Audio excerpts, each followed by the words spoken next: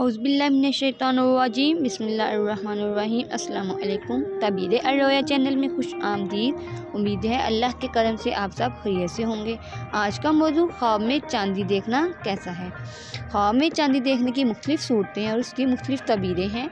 इसकी तबीर मालूम करना चाहते हैं तो आपसे गुजारिश है कि वीडियो को एंड तक लाजमी देखें। लेकिन मौजू पर जाने से पहले एक बात ज़हन नशीन कर लें, ख्वाब मुख्तलिफ़ किस्म के होते हैं और उसकी मुख्तलिफ़ तबीरें होती हैं। हर ख्वाब तबीर के लायक नहीं होता। हज़रत इमाम इब्न सीरीन रहमतुल्लाह अलैह ने फरमाया है, ख्वाब 3 किस्म के होते हैं। एक तो हदीस नफ्स यानी दिली ख्यालात का इनकास, दूसरा तखफीफ़ शैतान, तीसरा मुबश्शरात अल्लाह ताला। इस तकसीम से ज़ाहिर है कि ख्वाब की तमाम इक़साम तबीर और एतबार के लायक नहीं होती, बल्कि तबीर और एतबार के लायक वही ख्वाब है जो हक़ तआला की तरफ से बशारतल अलाम है।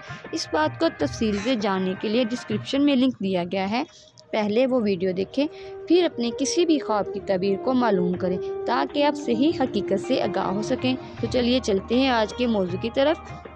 ख्वाब में चांदी देखना कैसा है।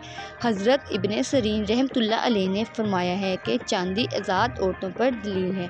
अगर कोई ख्वाब में देखे कि इसने अपने काम से चांदी ली है तो दलील है कि इसका मौजू और वलायत में किसी और से शादी करेगा, क्योंकि चांदी औरतों की ज़ात है। और अगर देखे कि चांदी की कान में गया है और चांदी निकाली है तो दलील है कि इसी कदर माल हासिल करेगा।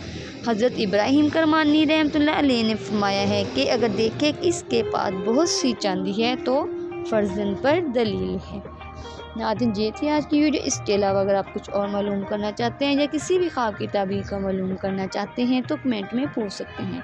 दुआओं में याद रखिएगा, अपना बहुत सारा ख्याल रखिएगा। अल्लाह ताला आपका हामी और नासिर हो। अल्लाह हाफिज़।